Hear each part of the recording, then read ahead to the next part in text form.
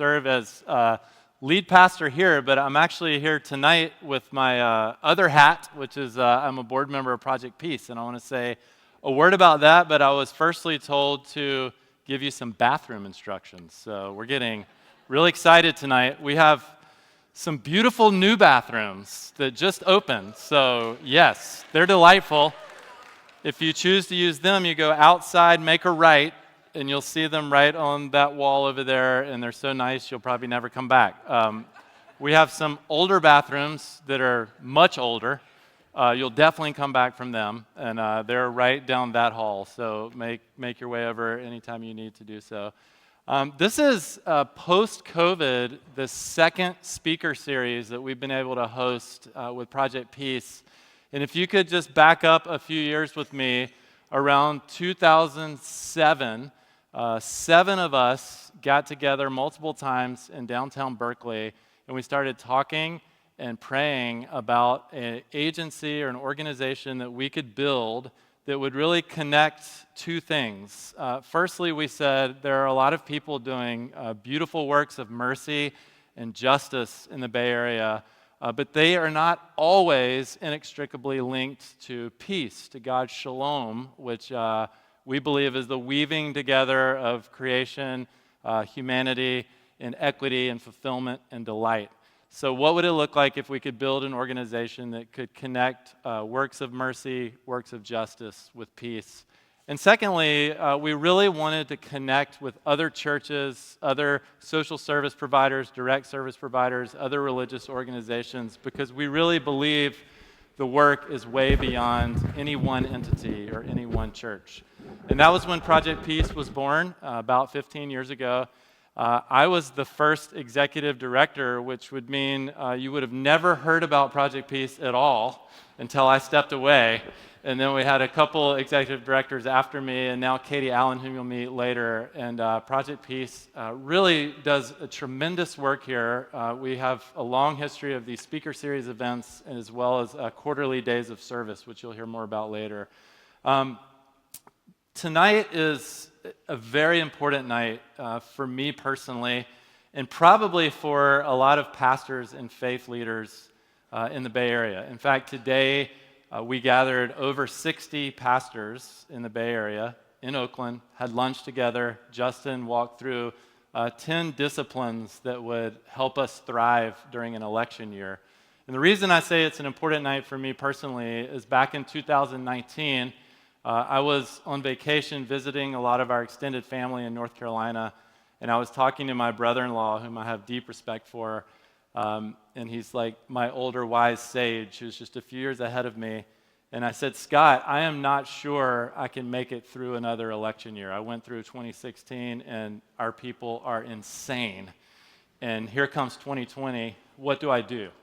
And he said, well, I have just started listening to this great new podcast, the Church Politics Podcast with Justin Giboney and Michael Ware. You may want to start listening to it.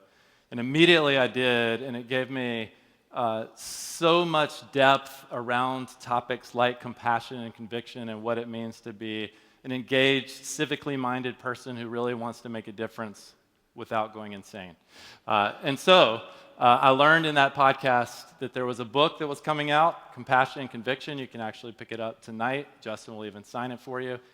Devoured this book, gave it to several people, and then later learned more of Justin's life's work, the AND campaign. And this is really what he's given his time to as a lawyer, as a pastor, as an advocate.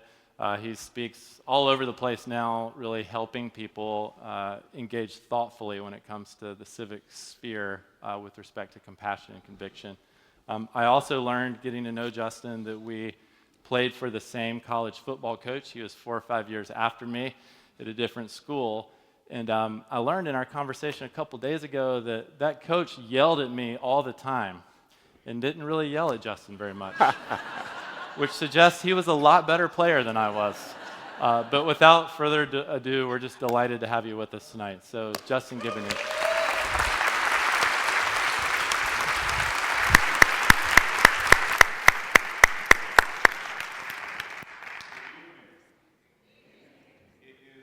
Hear me? Okay, there we go.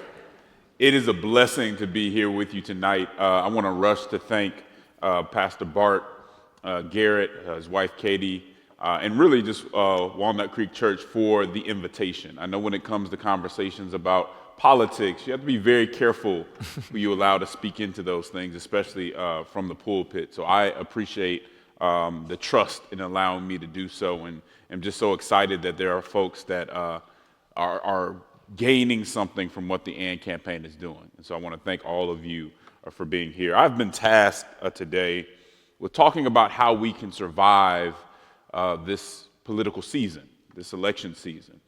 And I think that's a very good question. But I also think as we think about this season, we know that as Christians, being faithful is even more important than surviving, right? Hopefully we can do both. But what I'll try to do today is kind of show you what type of posture and how we get back to first principles, how we can not only ourselves follow these principles to help others survive us, but promote these principles to others around us so hopefully the church and beyond can get through this moment, which can be very tough. So bear with me. As you already know, bad faith, bad blood, and bitter rivalries litter our cultural and political landscape, limiting our ability or our willingness to do the hard work of democracy building, which is to set aside our petty hang-ups and naked self-interest to work for something much greater than us as individuals, to discover what it means to share power and respect opposing opinions. But we seem to be more committed to the fight than the pursuit of the solution.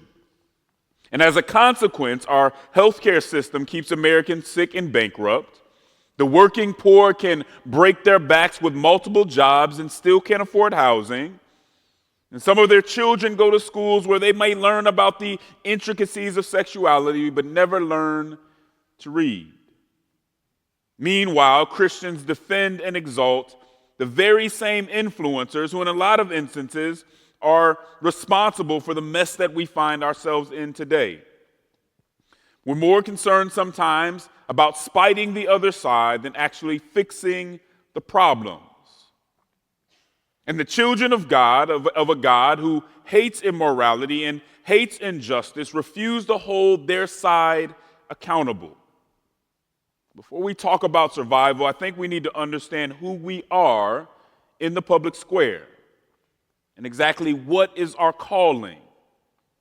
Well, I won't hide the ball today. I'm going to tell you that we must, number one, be advocates, loving neighbors with intellectual humility and civility, and peacemakers who don't run from necessary tensions and conflict. Our public witness must be studied, clear, and confident, but not self-righteous.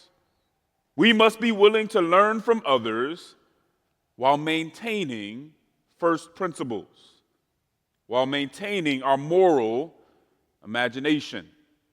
But before I go too far, allow me to go to the good book. And I want to read from, and you can follow me if you want, Exodus chapter 1, verses 6 through 11. Exodus chapter 1, verses 6 through 11, and it reads, "Now Joseph and all his brothers and all that generation died. But the Israelites were exceedingly fruitful. They multiplied greatly, increased in numbers, and became so numerous that the land was filled with them. Then a king to whom Joseph meant nothing came to power in Egypt. 'Look,' he said to his people, 'the Israelites have become far too numerous for us. Come, we must deal shrewdly with them, or they will become even more numerous, and if war breaks out, would join our enemies, fight against us, and leave the country.' So they put slave masters over them to oppress them with forced labor, and they built Pithom and Ramses as store cities for Pharaoh." If you don't mind, with that text in mind, I'd like to share with you a very personal story that helped me understand exactly why democracy is worth sacrificing for. And I think as we go through this cycle, we need to keep this in mind. You see, my father worked for the Denver Water Department for almost 30 years, and most of the time he was there, he was what they called a meter reader. He would go from house to house and actually read the meters. I don't even know if they have those anymore, but that's what he did for a long time. When my father was promoted from being a meter reader into an office job, he was confronted with resistance. Not everyone was welcoming or excited about his new prospects. In fact, the lady training him seemed determined to make his transition as difficult as possible, to complicate things, to trip him up as if to prove to him and others that he didn't belong.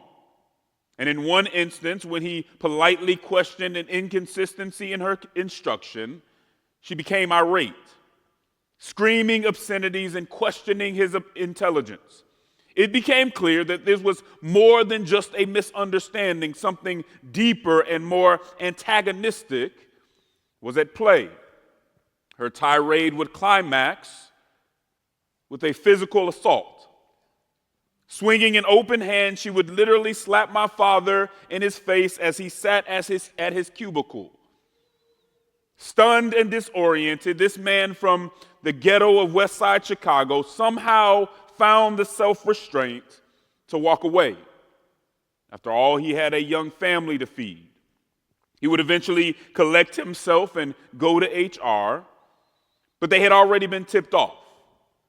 And predictably, the power structure began to systematically form around the perpetrator to protect its own. He would be given a half-hearted hearing where a panel void of his peers gaslighted him and suggested that he was ungrateful for the opportunity he had been so generously given. In other words, know your place. He would have no internal recourse. The policies in place to prevent such an indignity lacked effect because some lacked the integrity to administer justice. But perhaps we're all inclined to choose partiality over just outcomes when that would mean holding our kinsmen accountable. Silenced and indignant, he decided to go to the office of State Senator Regis Groff, Colorado's second black state senator, a civil servant in the truest sense of the word.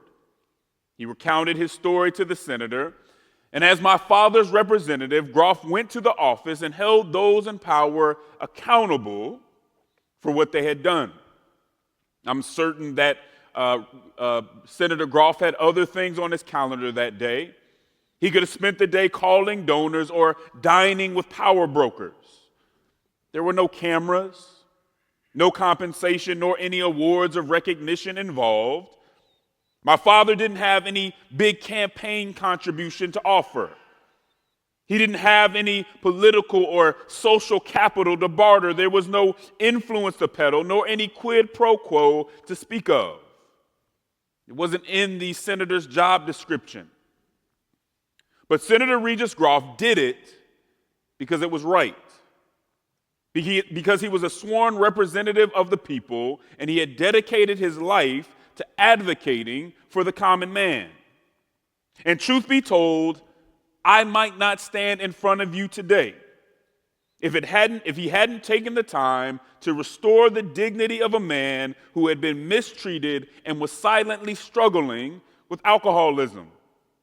A young man wondering if he had what it took to be a good father, trying to break a cycle of fatherlessness, succeeding and failing and succeeding to overcome the obstacles and temptations of the society around him, facing struggles of a systemic and institutional origin and also issues of his own making. That advocate didn't just bless one man. He blessed an entire family for generations. My father would surrender to God and find victory over alcoholism. He'd become the father that he wasn't sure that he could be. And if we think about it, isn't that story a testament to the genius of democracy? An illustration of the brilliance of our constitutional republic. The idea that even the smallest among us deserves a voice and an advocate. The wisdom to understand that none of us are fit to lord over others without the checks and balances of equal representation. What an exceptional idea. If we go back to Exodus 1, we see what happens when a people is completely without voice. When Joseph was alive, the Hebrew people were treated fairly. They were allowed to flourish and be fruitful. This is because those in authority recognized his contribution and respected him. Consequently, his people had an influential advocate. But when Joseph died and the king to whom Joseph meant nothing stepped in, the Hebrews became nothing more than a threat. Political abstractions, markers on a war room strategy map. From Pharaoh's perspective, the destinies of the Egyptians and the Hebrews were not tied together. In some, the Hebrews were no longer seen as neighbors. And to some extent, isn't that how we see our cultural and political opposition? Simply as people to be defeated and treated harshly. We pretend that the state or the nation or our region would be almost perfect if we could just get rid of all those progressives or conservatives, if they would just disappear. And isn't that the same root of detachment, the same root of self-interest, and the same root of contempt that the new king had introduced? When we read Exodus, we tend to read it from the perspective of the Hebrews. But I would submit to you today that we all have a little Pharaoh in us. And the more that we ignore it, the more we risk our power becoming our condemnation. The more our arrogance can turn us into exactly what we think we're fighting against. I call this the tyrant impulse. It's the temptation in every group and in every movement to silence or erase others, to unduly prevent them from pursuing different cultural or political ends.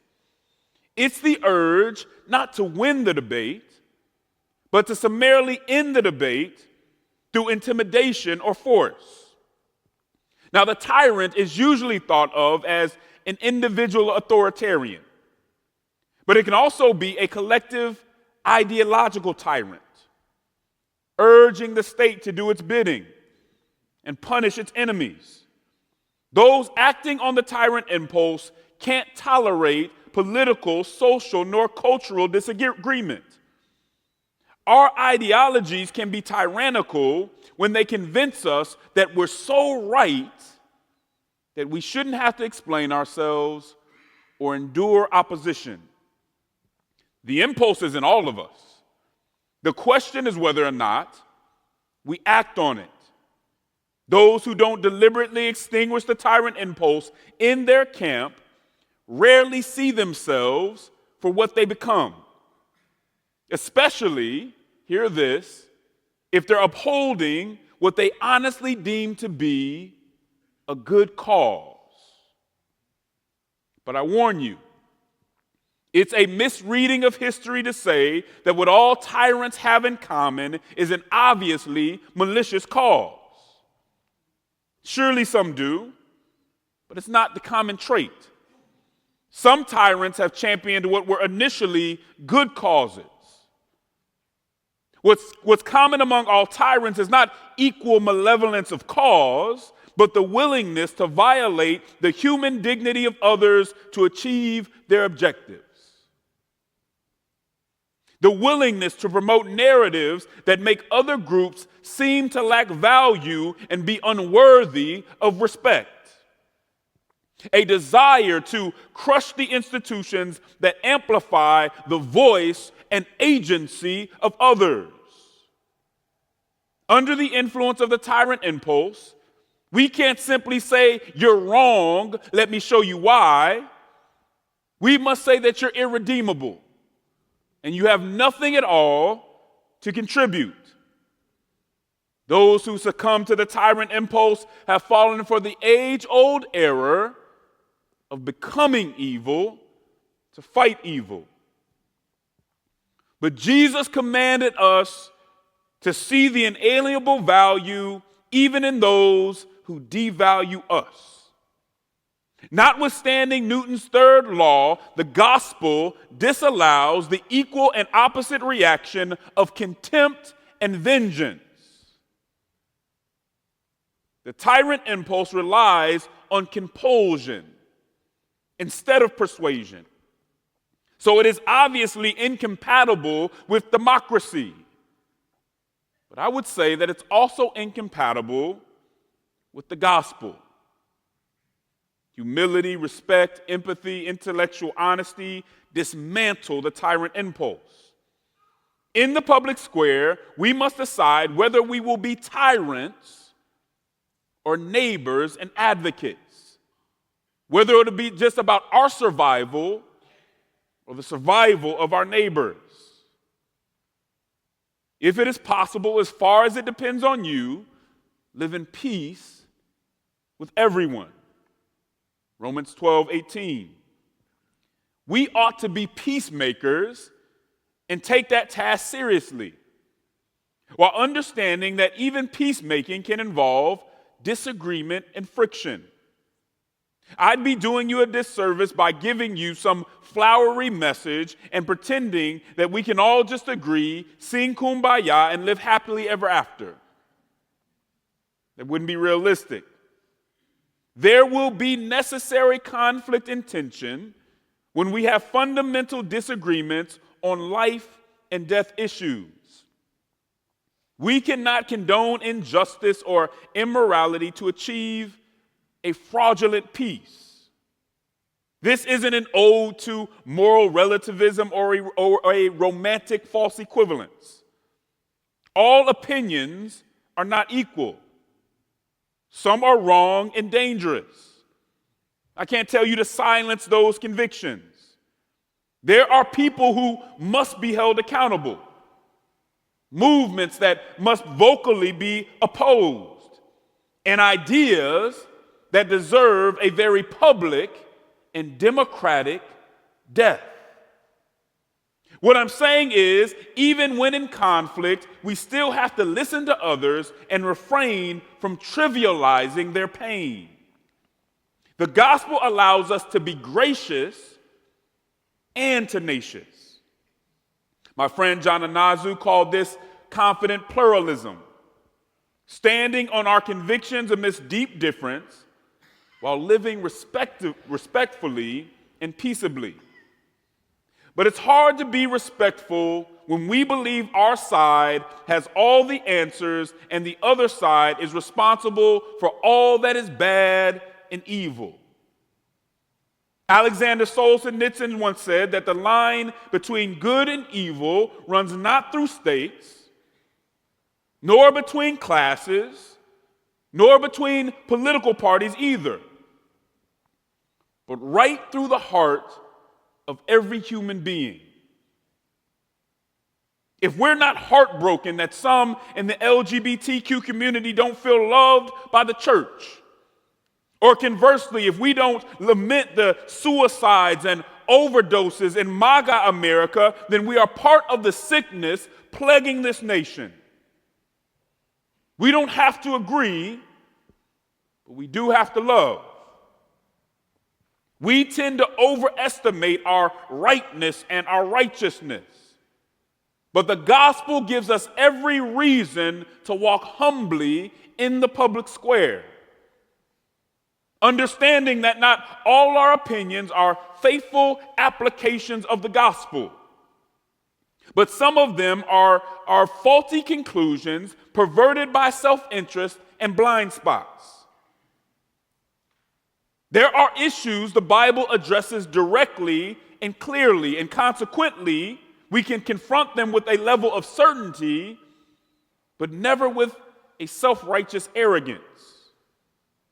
Jesus continually chastises those, like the praying Pharisee, that exalt themselves while condemning others. And as I read the Bible, I see no indication that God's own people ever had all the answers or a monopoly on good ideas and good works. They were often blessed by the insights of outsiders and sickened by the fruit of their own understanding. God gave us the word, but he did not give any one group all the answers. We're broken. Our intellect is incomplete and can be destructive. Even our concept of love is distorted. Think about it. Love for our own has often been treated as the justification for wickedness towards others. We must reckon with our partiality and fear what it can do to those under our influence who don't have an advocate in our lives, who may not survive without an advocate, who we don't see as neighbors. We must rid ourselves of the false and arrogant notion that we or our ideological tribe are intellectual enough, altruistic enough to rule over others without their contribution. History disproves that proposition. I'm not going to name any names, but some of us come from an ideological tradition that opposed the civil rights movement. Others come from an ideological tradition that ushered in eugenics. Conservatism has yet to present us with a perfect meritocracy. Progressivism has yet to prove that replacing God with autonomy can create a perfect utopia. Neither has proof of concept.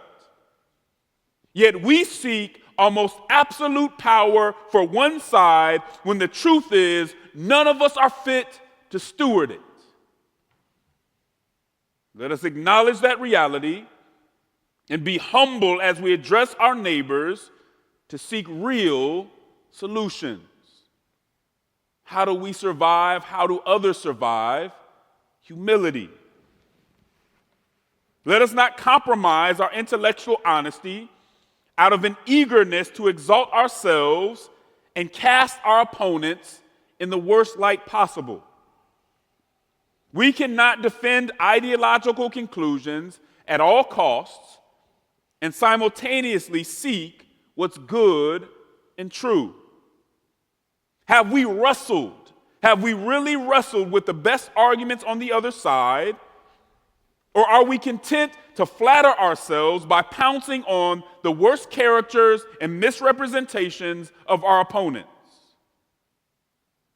From corrupt tax collectors to prostitutes and persecutors of the church, Jesus showed us that all kinds of people are redeemable, worthy of consideration, and capable of making a contribution. Now, when we hear those categories of people, we tend to think of others, but again, it also applies to us. Perhaps God didn't place us in a position of influence because we were the most qualified of all possible candidates. Certainly not because we were completely undefiled or without fault. Maybe God chose me, because he intended to use us in our brokenness to be a neighbor and to advocate for some of the people who would least expect us to help them. Somewhere there's a family that needs you to advocate for them, not because they can return the favor, not because they're in the right party or have the right ideology, and not because it can further your storyline, but for no other reason than they bear the image of God.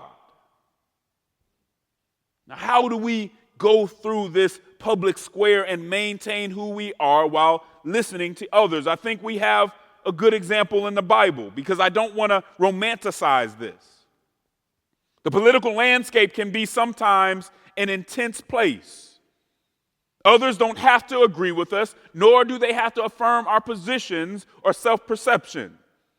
We must understand the complexities of the issues, again, while holding on to first principles. I think we can find this in Acts 17. In Acts 17, Apostle Paul journeys into Athens. On mission as always, he steps into a public space called the Agora. This was the marketplace of ideas.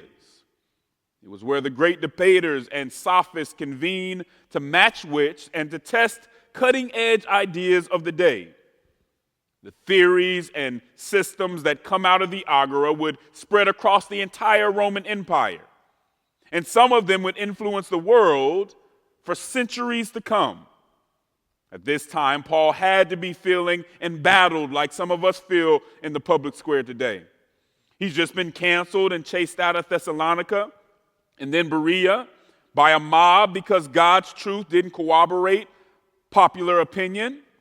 But nevertheless, he was compelled to continue preaching the truth.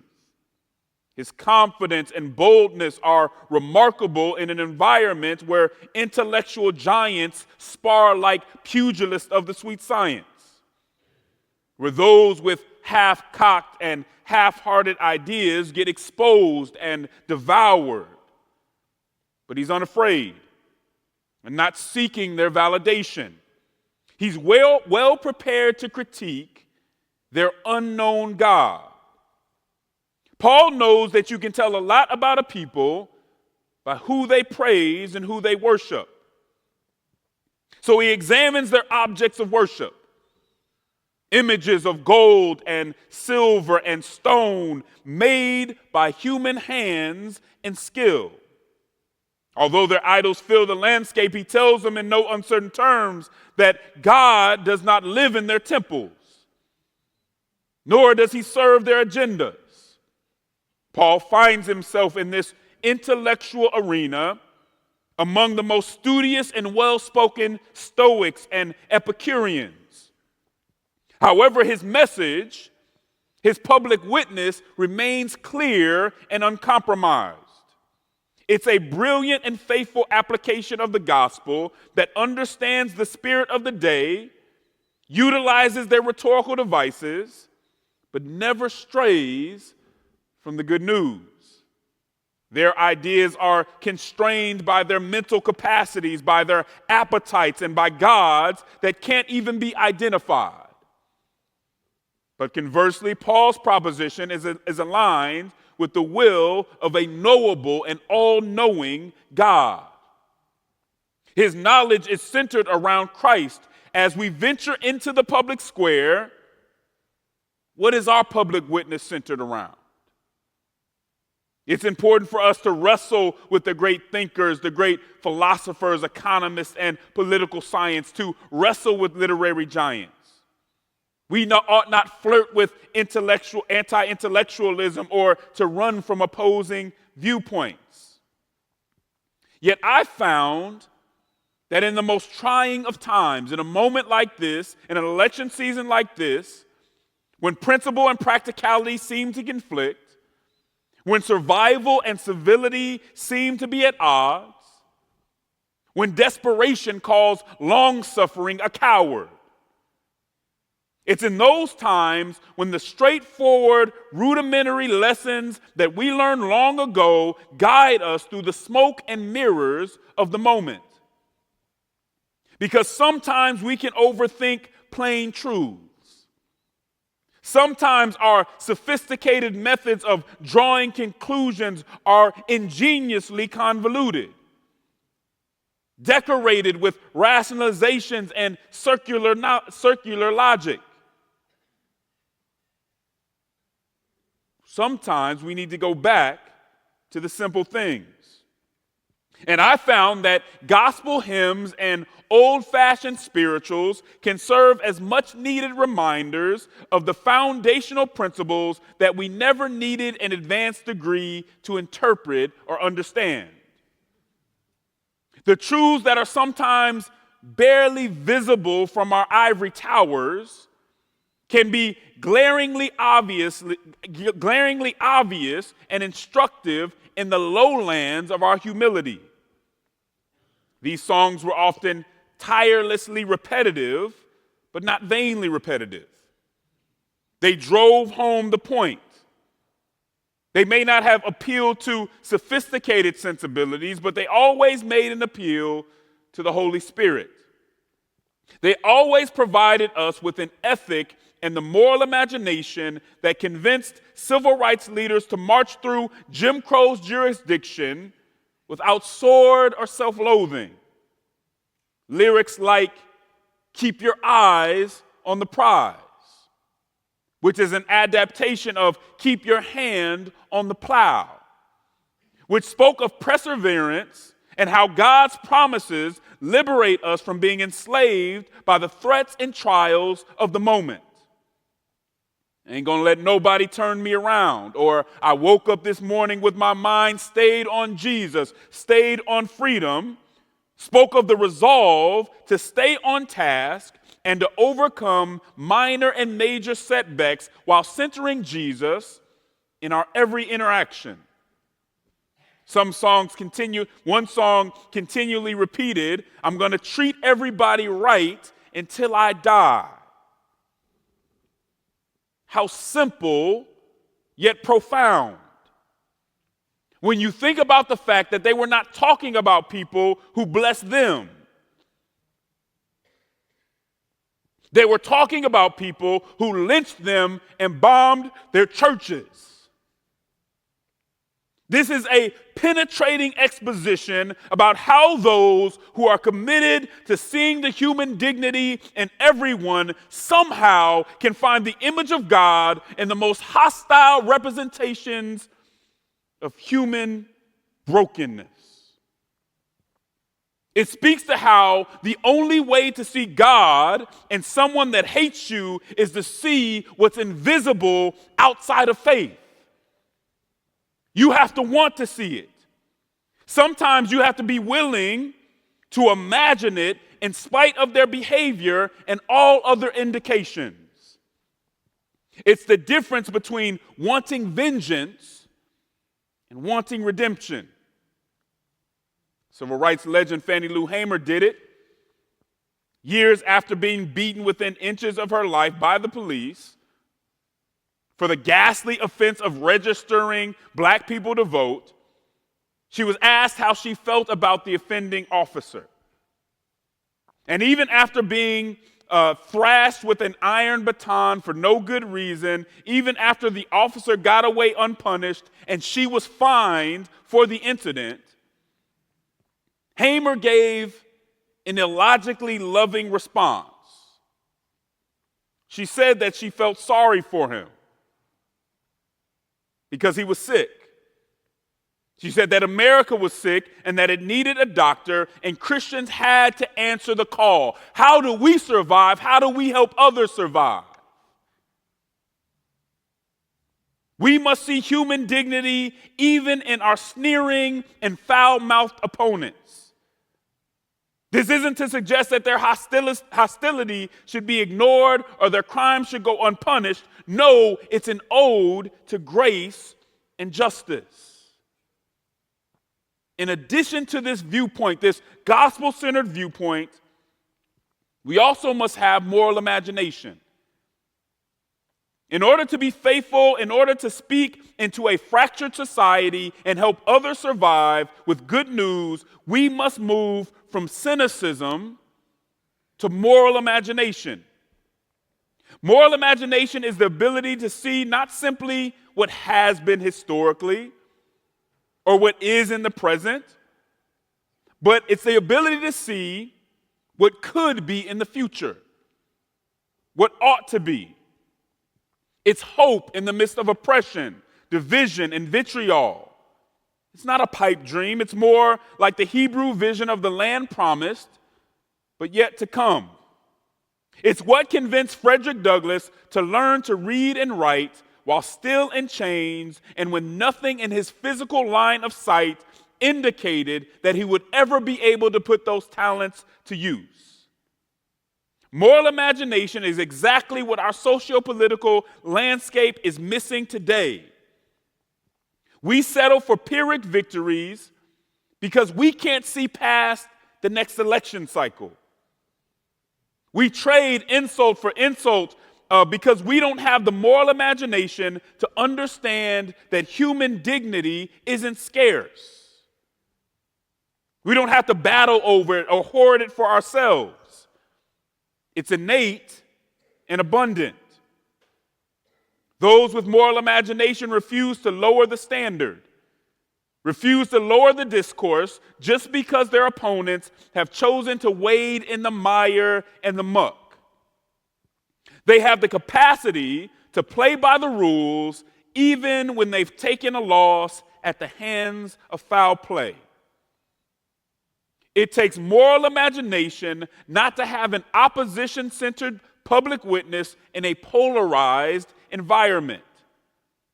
It takes moral imagination to see what the moment is hiding from you. And every moment in history is hiding something from the people in it.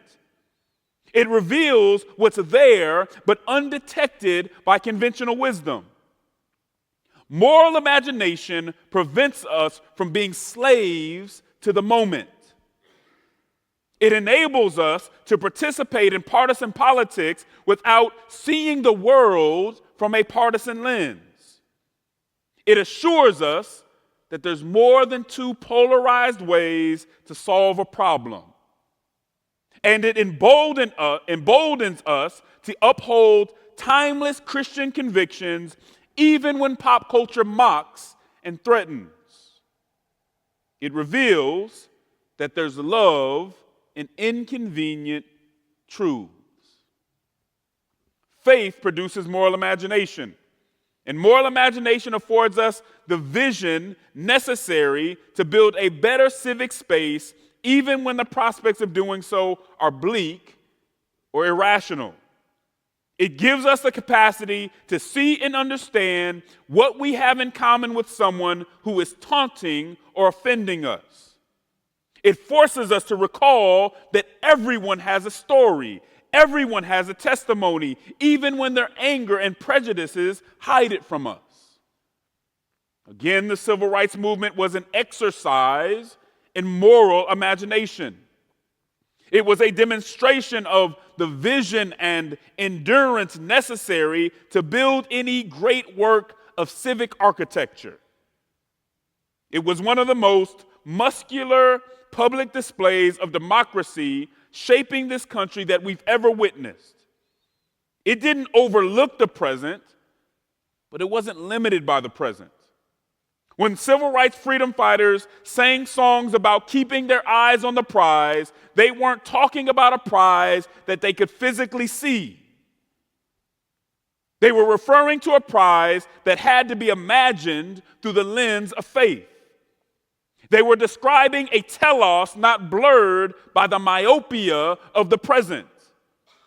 That even when their eyes were swollen shut by batons or blinded by tear gas, they could still see the reward of a faithful and dignified public witness. If we are to survive, if others are to survive, we must be advocates, peacemakers, and neighbors. God bless you. Thank you.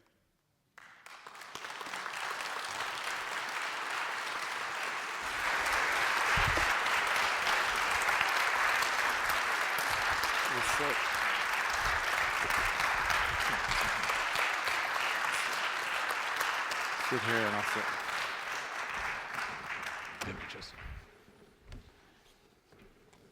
Thank you so much, Justin. We're intentionally having a brief conversation here to relax you, to ask some questions. So we'll have some roaming microphones in just a moment. And Marco, my friend who pastors in Oakland, is going to introduce himself in just a second. But I was going to ask a question.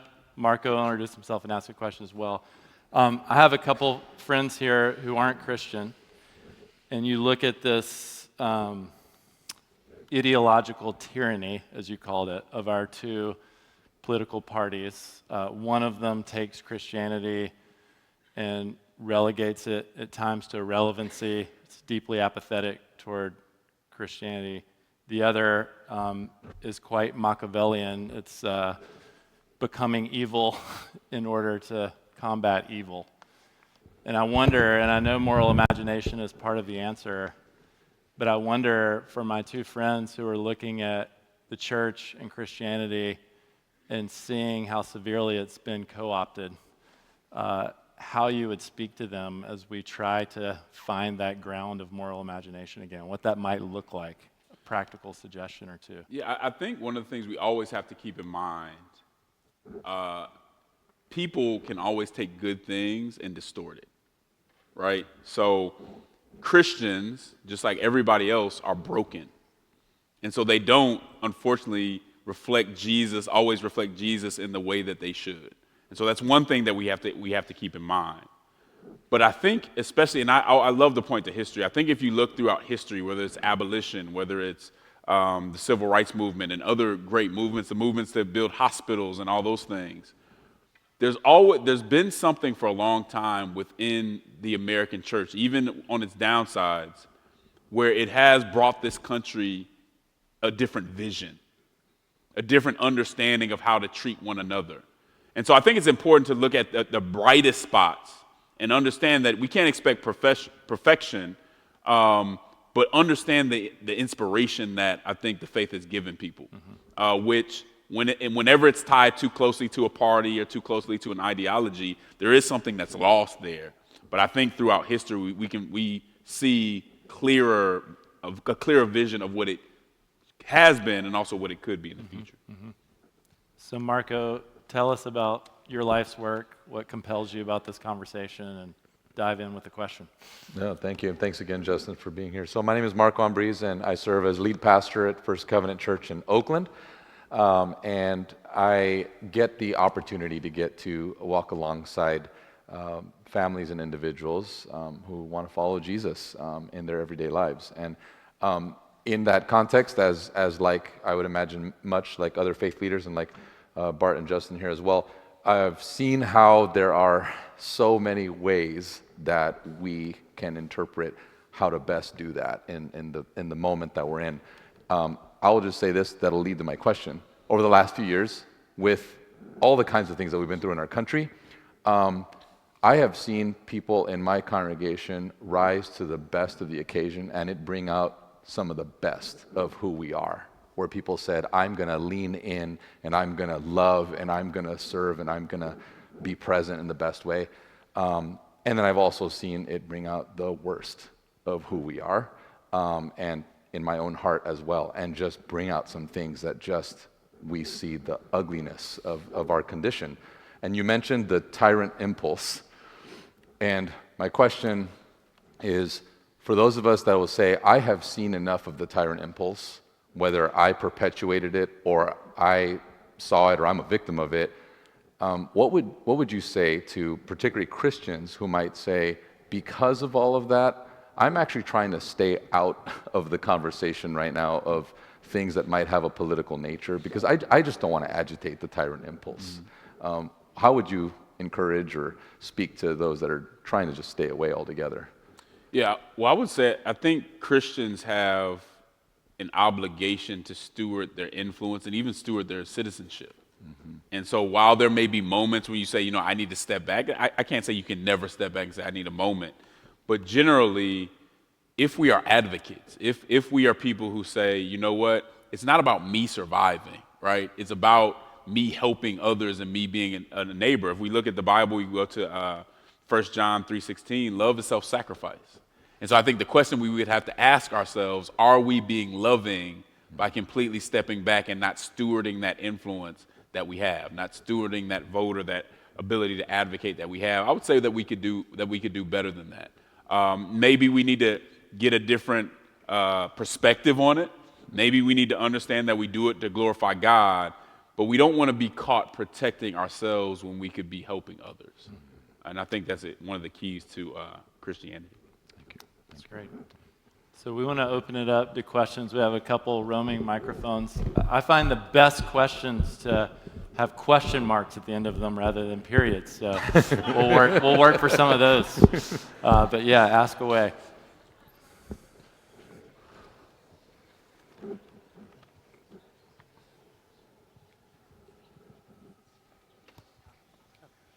Thank you. My name is Barbara. Justin, first I want to say your voice is magnificent. Oh, thank you. And what you say is wonderful, but you have a gorgeous voice. So Thank you. I know that has nothing to do with what you did, but anyway. I appreciate it. I It's appreciate a great voice. First all I want to say is back in 2016, I heard Pastor Tony Evans say, and I've never forgotten it, is the Savior is not flying in on Air Force One. And I always thought, wow, I loved that he said that. I thought that was so important to know. My question is, I'm very confused. How has evangelical people, not everybody, but a group, become where they're now worshiping politics and one particular candidate? How's that happen? I don't understand it. I was in a church recently in Texas, a terrific church, and the pastor was pretty much telling them who to vote for. And I was horrified by that. Yeah, I think it's unfortunate, and if you want to go into the history of it, someone who does a really good job, I know there's some new books, I haven't read them yet, but James Davison Hunter, who coined the term culture war, really digs into how this happened. And I want to even, I think many evangelical churches in that regard have taken the wrong turn. Not all of them. There's some that are doing a really good job. But I do want to be charitable in trying, before I go in, trying to understand why. And this is something I think everybody should practice. Before we criticize, why did they think that was the right way to go? And I think it comes from sexual revolution, all those things where they felt embattled, right? To what extent they were really the victim of all that can be a debate. I think that's where it comes from, but it doesn't justify kind of where it's gone. To tie the church to a party, or to tie the church to an ideology that I said earlier today is made with human hands, is losing some of the power of the gospel. It loses credit. When people on the outside see that you're more willing to gain power than the sacrifice, they don't see the connection between you and this Jesus that you talk about. So the first issue I see is the unwillingness. Well, let me put it this way. I always think that our witness has to be more important than winning. Now, we would love to have both. I mean, I'm a political strategist. I would love to have both. But when in conflict, Christians must always choose their witness. What message are we sending out to others about what we stand for and who we serve over winning? And when that conflict came, oftentimes, as you've been saying, we chose winning.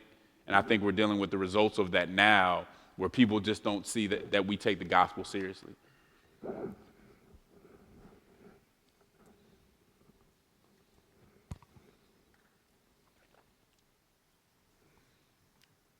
Justin, this morning, you in your sermon to us, you talked about speaking truth in love. But truth, how do we identify truth in our very polarized, media-driven environment? Truth has been sacrificed somewhere. It is tough. I mean, we have a crisis of epistemology, right? What is truth? How do you find truth? Where does it come from? And how do we all agree on it? That is a crisis. And I think one of the things we have to do is we have to hear other perspectives. We cannot, and this comes to the media hygiene thing I was talking about earlier, we cannot listen to one media source and just take that media source at its word. Everybody in here, whether you lean left or lean right, you should have a couple people on the other side of the aisle who you listen to and who you found to be intellectually honest. Because I'm going to tell you, there are people on both sides of the aisle who are intelligent and who are working in good faith. And if you haven't found them, that's an issue for you. It doesn't mean it doesn't exist. And don't ever buy into the idea that nobody on the other side is smart or nobody on this side is well-intentioned. Now, is being well-intentioned enough? No. But be able to find those other sources, take a look to other sources, and I think that helps you come closer to the truth. And then it's a matter of intellectual honesty. The biggest problem that we have, the reason why we think we can't find truth and see it together, is because we're all holding on to these false narratives that the other side sees as false, but some reason we uphold them like they're true, and so we have no credibility with the other side. We got to get rid of the narratives. Our narratives have to comply with the facts, but today we kind of make the facts comply with our narratives. And once Christians are willing to do that, sometimes lose to do that, then I believe we begin to heal a system where people just, it's such a zero-sum game that admitting the truth is too much. That can never be the calculus for Christians.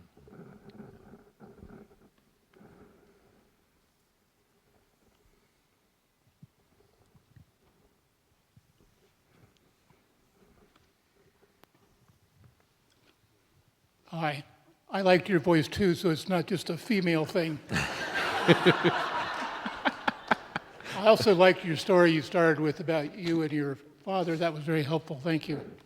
Thank you. If I try to reach through the smoke and mirrors that you suggested I do from a biblical perspective, I can come down with the truth rather matter-of-factly in a number of areas, say regarding transgenderism, adultery, abortion, and it seems to align me more with one party than the other. And it seems to unavoidably make me at odds with my neighbors on the Democratic side. Mm-hmm. But that doesn't necessarily have implications for me not valuing them as human or as God's chosen loved ones. But it also prevents me from affirming some of what they stand for, and it actually compels me to vote one way as opposed to another because we only have two options. Sure. So I'm all for personhood and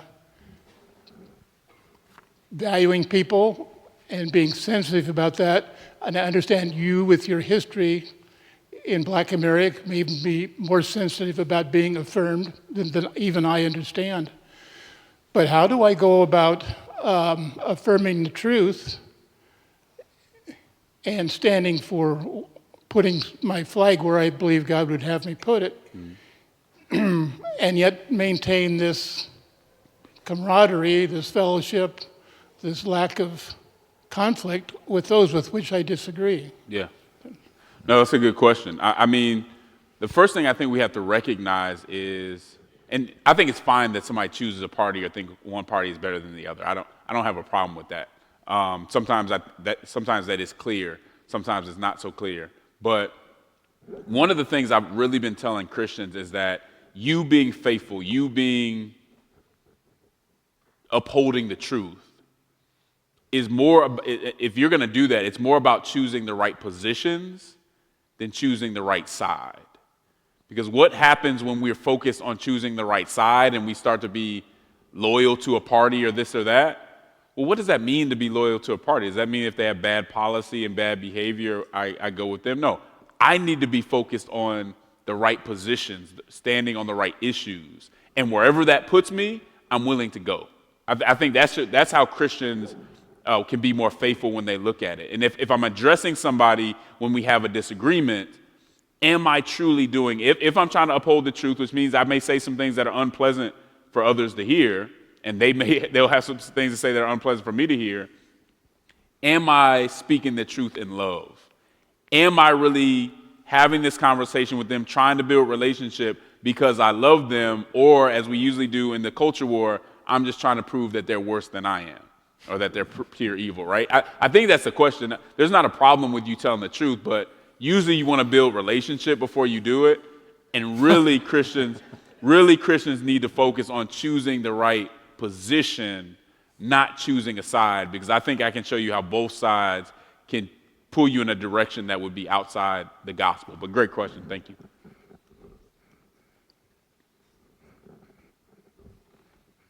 I see a lot of hands, so find them. They're 3 or 4.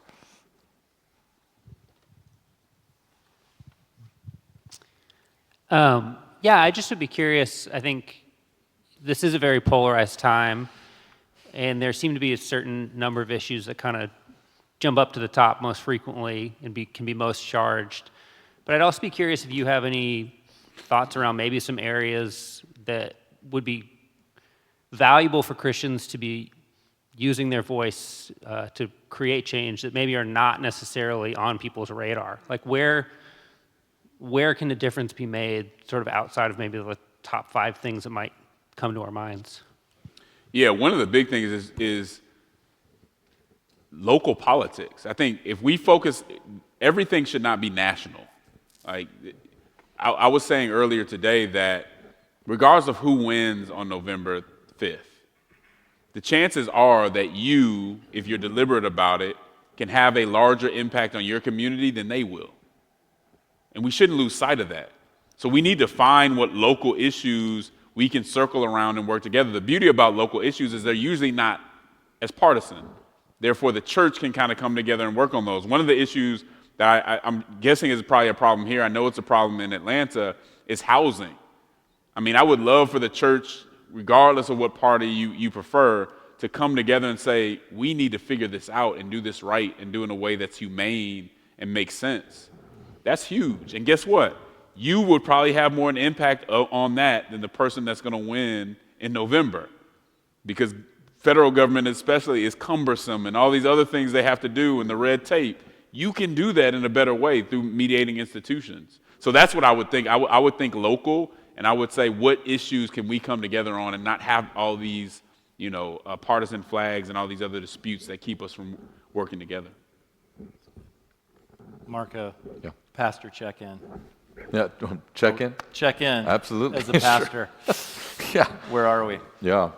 I mean, I think particularly on this question here, yeah, I really appreciate the concept of us having the most influence in some of the areas where we are right now. And that is, I think it's really sobering.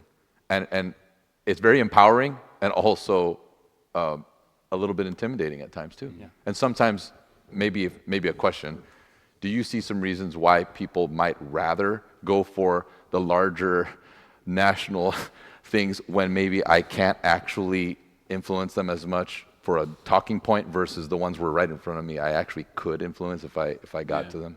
Well, I mean, I think some people don't see it that way, right? And if we watch cable news or whatever, all they talk about is the national. We don't have as much local news, as many local newspapers and all that. So people, I think, honestly, people just don't see it. They see national as being everything and impacting everything.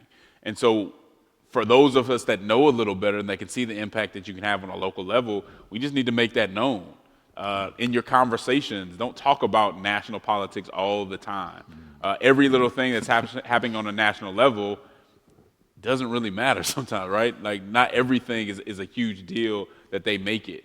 And so bring the conversation back to the local when we can.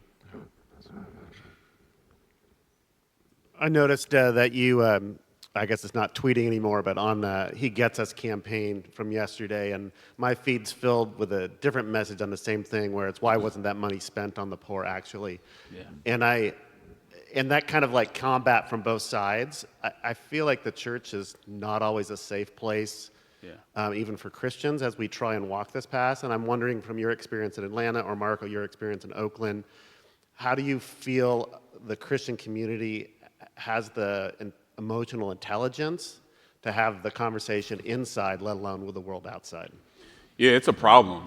Again, it goes back to what I was saying earlier, there's just so much cynicism. We wait for an opportunity to prove the other side is as dumb and evil as we said they are. And so anytime we get that opportunity, we jump at it. That's not how Christians should engage. That's not using moral imagination, and that's not being civil and charitable to other people. I don't think spending a lot of money on evangelism is a bad thing. We're not meant to live on bread alone. If I'm introducing people to the gospel or to Jesus in a certain way, that's worth time and resources. And if we're not cynical, if we're not looking for fault all the time, I think we can see that. If we're trying to interpret things in the best way possible, which is what charity is, without being naive, I don't think we come to some of the conclusions and make some of the statements that we do now. Something else, if I could add real quick to that, about the question on how people and on their emotional intelligence. I've also experienced, right, where people have endured so many years of systemic injustice that are traumatized. collectively, communally, or individually. And when that happens, there's so much work to do before you can have a really safe conversation. So there's already those walls up. And that also creates another barrier if we don't approach people, humanizing them, say, oh my gosh, there's so much trauma, so I want to like approach cautiously or listen well. And those are some barriers that we really have. Yeah. Go into conversations with others who may be traumatized with a posture of letting them know they do have something to contribute. I believe you have something to contribute. And just how to enter the public square is a conversation we don't have it enough. Mm-hmm. When you go into the public square, I mean, you do have to have at least a little bit of thick skin. It shouldn't be the same way in church conversations before we get there. And too often, it's sometimes almost worse. So. Well, and it occurs to me, both of you went to relational context. And social media back and forth is often void of relationship. And so that's true. And we'll have, let's see, maybe 3 more questions and then conclude out. Totally selfish question. What would, Justin, if you were your 17 or 18-year-old self sitting in your high school civics or American government classroom, what do you wish you would have heard? Or, since it's a selfish question, what would you want to tell the 17 or 18-year-old kid who's sitting in their civics or American government class today? Oh, that's great. Wow. I think it's partially what I said earlier, that democracy is worth sacrificing for. I take the view of Frederick Douglass, that while it's been imperfect, when you have somebody that had actually been a slave tell other abolitionists, I will work with anybody to do right and with nobody to do wrong. He was basically telling them, I will not work with you if you want to tear down democracy.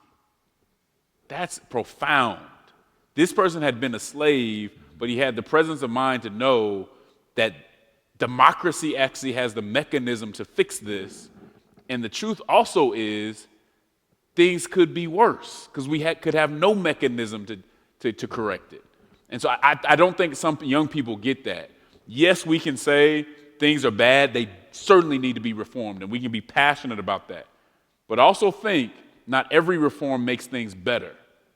And if you haven't thought it through, things can actually get worse. And the people in power, it doesn't restrain them. It even leaves them less restrained. I don't know that a lot of young people understand that, but I think it's worth, telling them.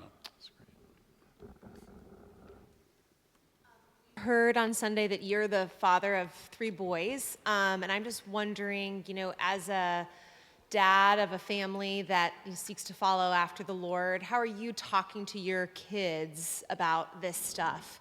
How are you talking to your kids about their responsibility for, and they may be, I think they're a little younger, but I've got a 16-year-old, a 13-year-old, how would you encourage us to talk to our kids about their responsibilities and how they show up in these kinds of spaces? No, that's a very good question. I mean, mine are 9, 8, and 4. So one thing I understand is you go into those conversations, there's not a whole lot of nuance that they understand. And I guess adults don't understand a whole lot of nuance either sometimes. But I start with it's the fundamentals. It's what does human dignity mean? Why do we, even if we disagree with somebody, do we not treat them poorly? Because they have the image of God in them, right? I mean, those are lessons that are important. But another one that I learned very early on that helped me was Christians never just advocate for themselves. That we advocate for other people. We're never just thinking about ourselves. And that's, back to your question, that's one thing that is so sad to see in our politics today. It's this politics of Christian self-interest. And it's not to say that we can't ever consider our interest, but is that what other people should see as our primary public witness, is what we can do for ourselves and creating these ironclad protections for ourselves? I don't think that's putting our best foot forward. I think when we see our maker, he's not going to say, well done, you did everything to protect yourself, but well done, you did everything to protect your neighbor. We'll take 2 more. So there we go. If I and a fellow Christian find ourselves holding separate opinions that we find to be irreconcilable, but both supported by Scripture. How do we navigate that conversation where we both have something that we find core to our beliefs, but separate? I think you have to put, obviously, your relationship before whatever that disagreement is, right? And then you sort of agree to disagree. I think you show respect in that, hey, I can't point to and that's, I mean, it's such a good question because the Bible doesn't tell us what to think on every single issue. So some of the disagreements among Christians are allowable because the Bible gives us a framework that does have some boundaries, right? But it gives us a framework that allows us to disagree on certain things. And so you have to respect their agency in disagreeing on that. Some things are out of bounds. You have to say, no, as a Christian, you can't believe that. I still love you, but I'm going to try to show you that. Otherwise, I think we have to just respect their disagreement and understand that we may want to come to or find the same good just through two different routes. And sometimes we just have to accept that there's no other way to go about it. I just so thank you for coming out here and sharing with us. We're so honored to have you here and your viewpoint. You're sharing about your family story. Wow, that's so powerful. And praise God, that your son, your father had that intervention, because I can only imagine how many of these injustices were not remedied over the years, right? Our history. Yeah. So that's wonderful. You listed excellent the beauties of democracy. I mean, there are great things that are in democracy. One of the failings of democracy is it gives way to the tyranny of the majority, right? It was that tyranny of the majority that our founding fathers brought in the evil of slavery, And so how do we, in this context of democracy, which is great, but it has its failings, how do we fight that, the tyranny of the majority? Yeah. Well, I mean, what was to prevent the tyranny of the majority in our democracy was the Bill of Rights, right? It was the inalienable, and that's the beauty. I mean, the inalienable right. There are some things that the majority can't take away from the individual. And sometimes we really have to emphasize that because if we follow it, I think it doesn't mean that the majority can't do things that people disagree with, but it does mean that there's a certain limit that they can't go past a certain point when it comes to individuals. And I think we have to emphasize those things, but if we're part of the majority, and this is kind of what I was getting at, always making sure that we have an advocate from a minority that we respect. Do we have somebody who we listen to, and we may not always agree with them and always do what they say, but we will hear them out so that we know where others are coming from. Because if we don't, again, over and over and over again, we see in history, we are not good enough. We're too broken to lord over other people.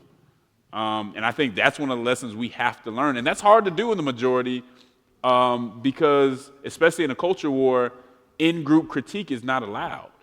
And so it does take some boldness, it does take some courage, but it's something that I think all Christians must be willing to do.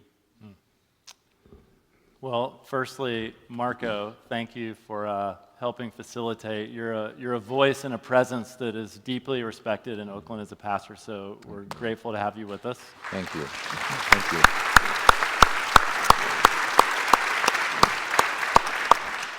Justin has had a really busy couple days, as I think I alluded to earlier. He was with over 60 Bay Area pastors for a couple hours over lunch, including 10 disciplines that will help us thrive in this year.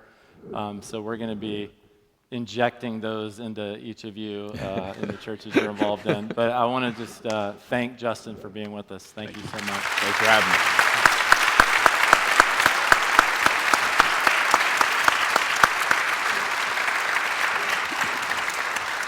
And for my part, Marco and I just really appreciate all the accolades for our voices, which are also so beautiful. Yep. Or the lack thereof. Yeah, thank you.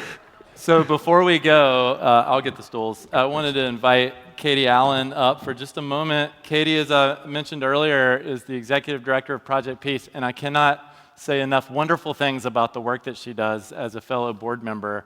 I saw many churches and many organizations not make it through COVID, and Katie took this organization and has really caused it to begin to thrive and flourish again. So thank you, and let us know what's next. I will. Thanks, Bart. Is this on? Is this on? Can you hear me? Okay. Justin, thank you so much. It's so encouraging to hear how we can not only survive an election year, but thrive and do what we can to serve as advocates and peacemakers. So thank you for your meaningful words tonight. As you heard from Bart earlier this evening, Project Peace is an organization that serves our communities through volunteerism and by practicing informed biblical justice. So if you enjoyed hearing from Justin this evening, I'm going to tell you a few ways you can get more involved with us. But one of them is that we host speaker series on a regular basis, and we're planning to have another one next fall. So if you would like to stay connected to Project Peace and learn about that date and that speaker topic when we have it, you can scan this QR code, go to our website. You all have cards at your seats. We would love to stay connected with you and invite you back for another speaker series. We host these events because we think that as Christians, it's important to better understand pressing social issues, especially as we go out into our communities and serve. So we would love to invite you to stay connected with us on that front and come back for another speaker series when we have our next one. Second, the slides are moving for me. That's great. Thank you. On March 16th, we're hosting our next day of service, and I know a number of you have already participated with us in that. We have 16 partner organizations signed up to participate with us. These are different nonprofits and under-resourced schools in Alameda and Contra Costa counties where we go out on a Saturday and we just serve them and meet any of the needs that they have. So if you are interested in doing that as an individual or a group or even as a church, we would love to have you join us. And we do have QR codes there, but just find us on the website or through the card that's in front of you. And finally, we're always looking for churches that want to collaborate with Project Peace. We think churches are at the forefront of this movement of mercy and justice that we're trying to advocate for. And so if your church isn't a partner with Project Peace, we would love to talk to you or your leadership about ways that we can work together going forward. As Bart mentioned earlier, we do have Justin's book, Compassion and Conviction, for sale. And so this is an important QR code because this isn't anywhere else. We're going to leave it up here for a little while tonight. But if you want to purchase his book, the best way to do that is to scan the code.